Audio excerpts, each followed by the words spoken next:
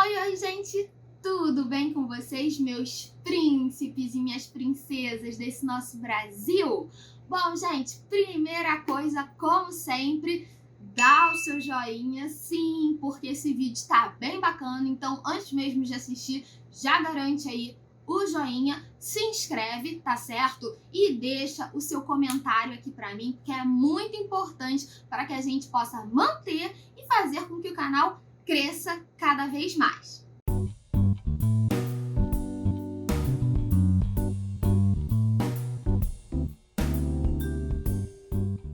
Bom, gente, estou com a mesma roupa, tá? Aviso porque você está assistindo esse vídeo uma semana após a nossa primeira videoaula de História do Brasil, que foi postada semana passada. Só que eu, assim, emendei um vídeo no outro, então por isso estou com o mesmo look, tá? Então,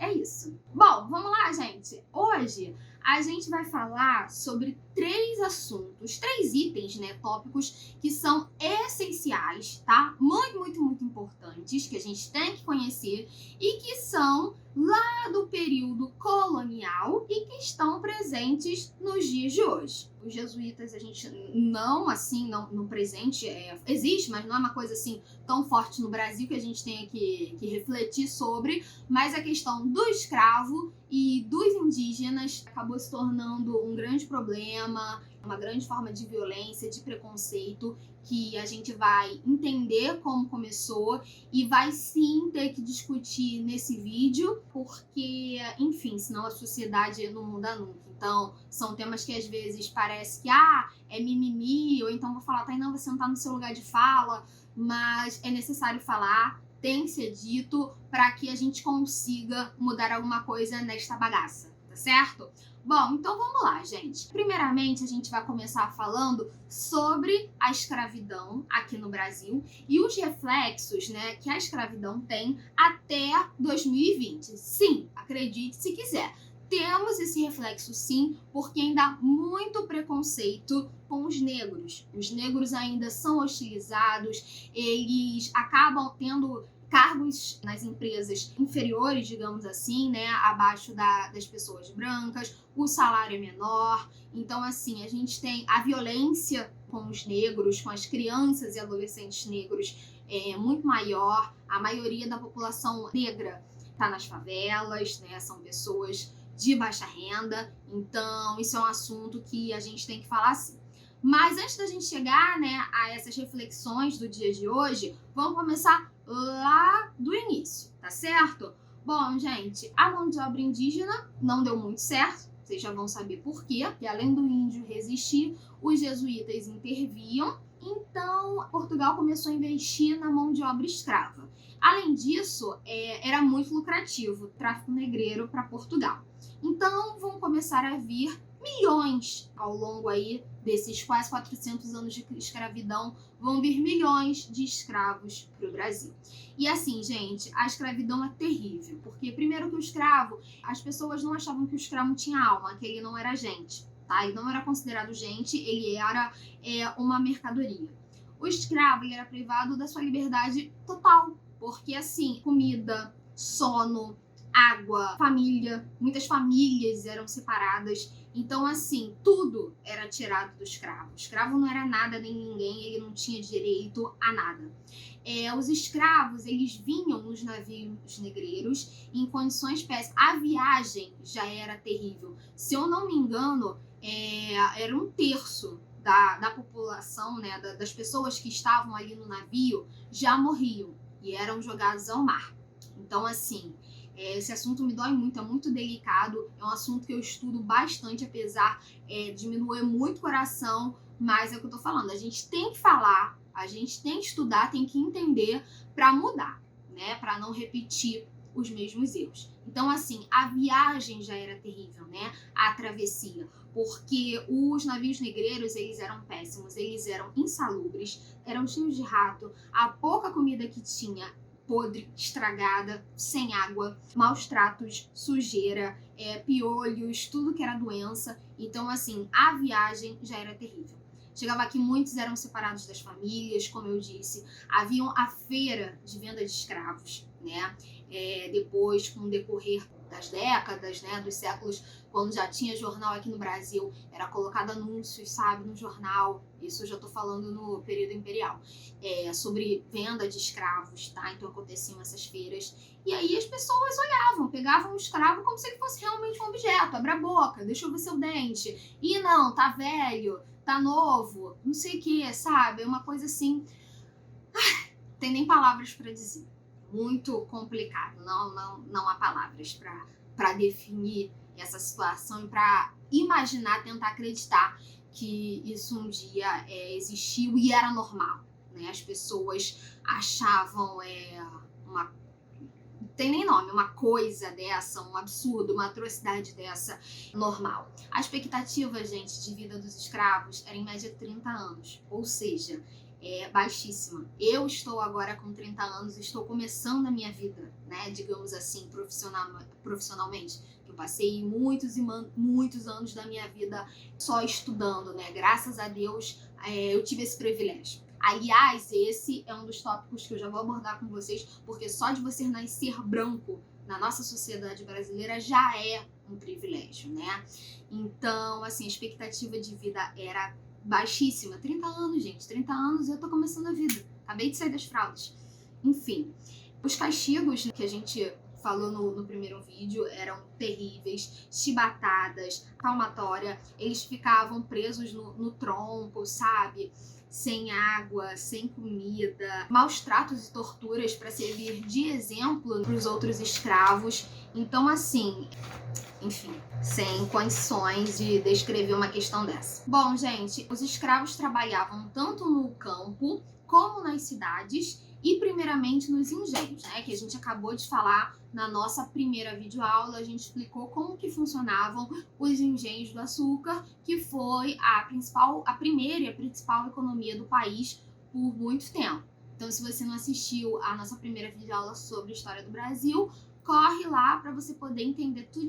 Bom, continuando a falar aqui sobre os escravos, havia a possibilidade de se comprar alforria, isso existia, mas na prática era impossível, porque o escravo não conseguia juntar dinheiro nenhum. Então, pouquíssimos escravos, na verdade, conseguiram alforria, foram alforriados. Os escravos, gente, eles foram, grupos, né, de escravos foram resistentes, eles planejaram fugas, eles se organizaram em quilombos e conseguiram, né, se livrar da escravidão, mas acabavam vivendo escondidos, né, enfim, mudando de um local para o outro, mas qualquer coisa é melhor do que ser escravo. Tanto que o índice de suicídio dos escravos era altíssimo. Porque, claro, né, tudo isso que eu já falei até agora, você prefere se matar ou continuar passando por tudo isso? Ou ver o seu filho passar por isso? Né? Porque as crianças já nasciam nas senzalas e já eram escravizadas, ver sua esposa passar por isso, ou pior, ou nunca mais ter notícia de ninguém da sua família, porque são vendidas essas pessoas como se fossem mercadorias. Então o índice de suicídio era altíssimo. E como eu disse, né, no início do vídeo, a gente tem que refletir, porque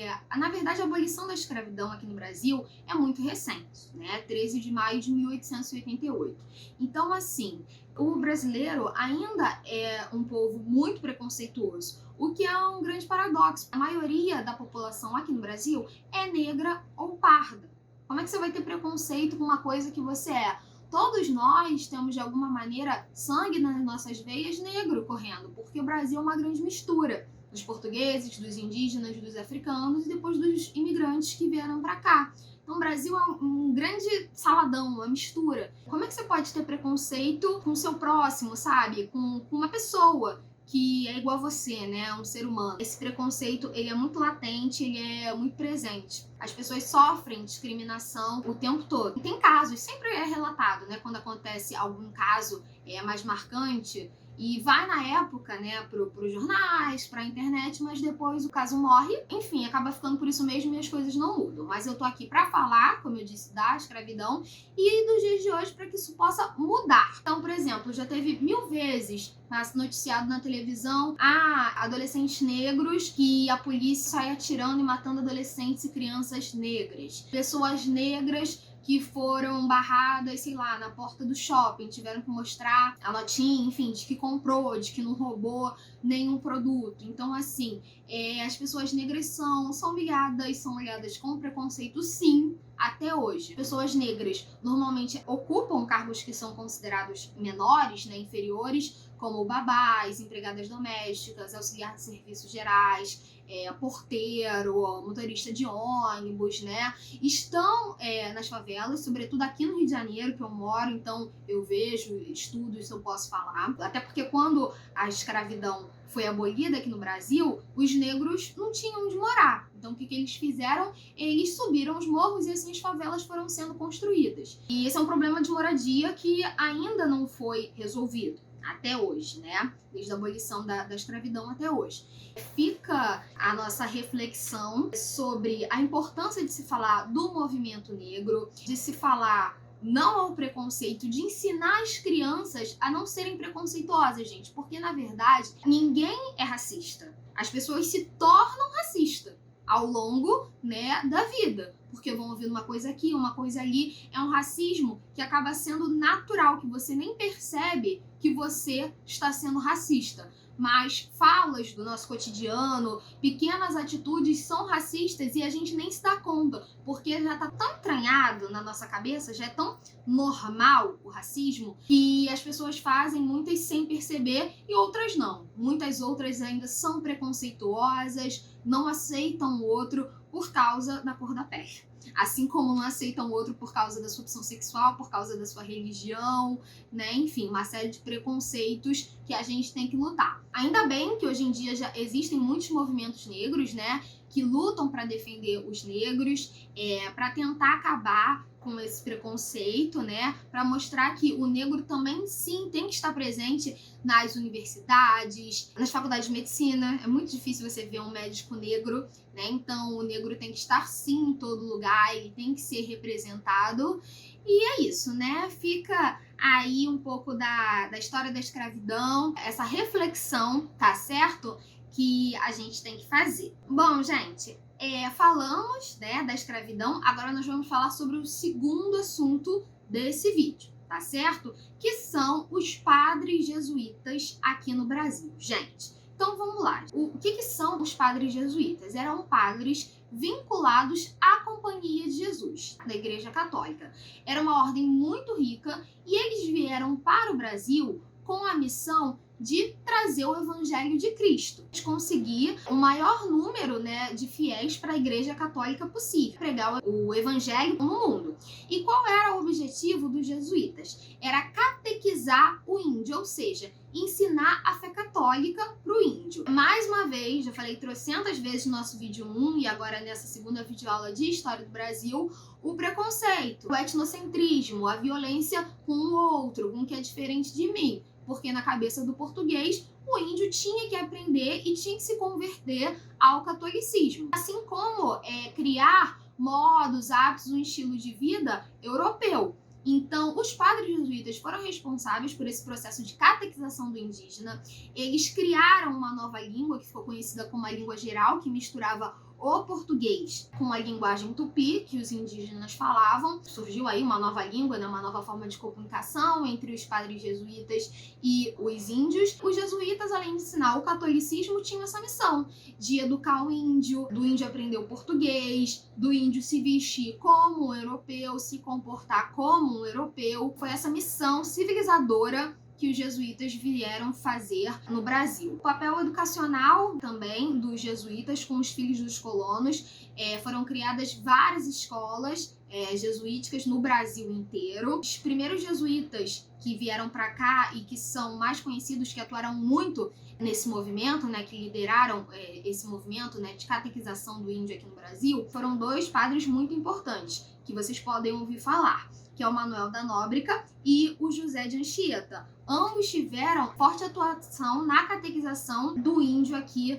no nosso país. O índio catequizado, gente, para eles, para os portugueses, era sinônimo de índio pacificado, ou seja, o índio deixava de ser um selvagem tá certo? E virava uma pessoa, digamos assim, né? Não virava um português, mas deixava de ser um selvagem. Só que assim, muitos índios, eles resistiram, eles fugiram, eles não aceitaram trabalhar, e aí houve genocídio indígena, né? Muitos foram mortos, outros fugiram, outros, enfim, sofreram castigos. E como eu estava falando antes, a questão da escravidão, né? O primeiro tópico aqui desse nosso vídeo. O que acontece? Os jesuítas, eles acreditavam que se o índio que o índio poderia ser salvo, perdão, mas só se ele se convertesse, né, ao catolicismo, só se ele passasse por esse processo de catequização, que o índio poderia ser salvo se ele abraçasse aí a fé católica. Então, os índios que realmente se convertiam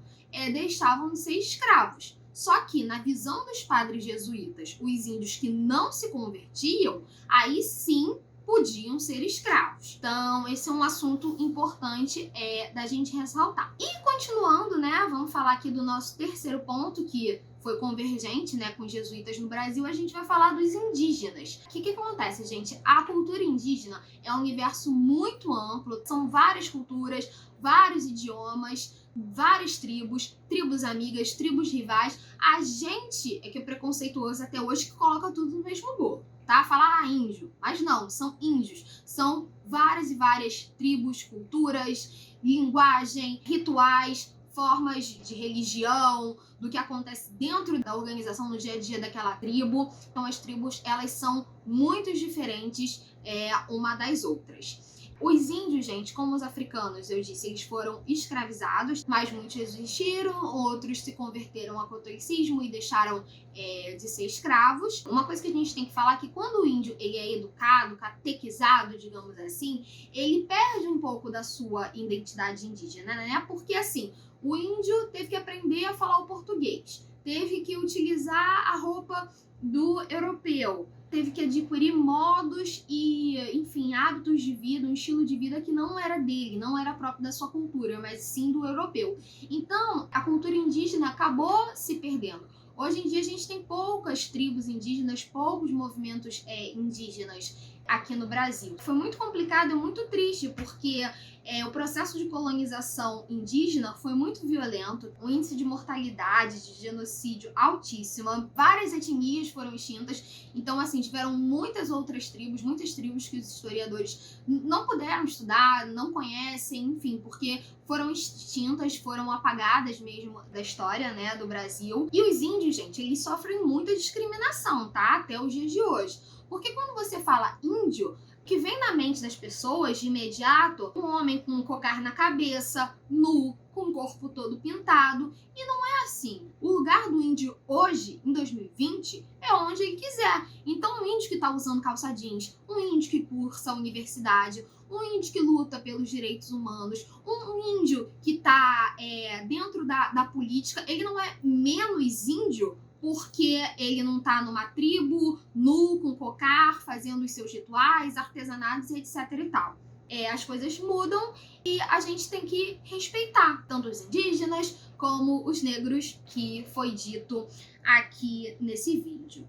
Só mais uma informação para a gente poder finalizar. Os portugueses, gente, eles dividiam os índios em duas categorias. Nos índios aculturados, que eram os que aprendiam a cultura portuguesa, e o índio puro. O índio puro, na visão do português, era um índio nativo, selvagem, né? Ele era perigoso. Então você tinha que ter cuidado com esse indígena. Bom, gente, é isso. Ficamos por aqui. Nessa videoaula a gente viu sobre a escravidão, sobre os padres jesuítas e sobre a cultura indígena. Continuação da nossa primeira videoaula de história do Brasil, tá? Sobre o Brasil colônia. Eu espero que você tenha gostado, que esse vídeo possa te ajudar a fazer a sua prova, a prestar o Enem, a fazer o seu trabalho. Se você gosta de história, que você tenha aprendido aqui um pouquinho comigo.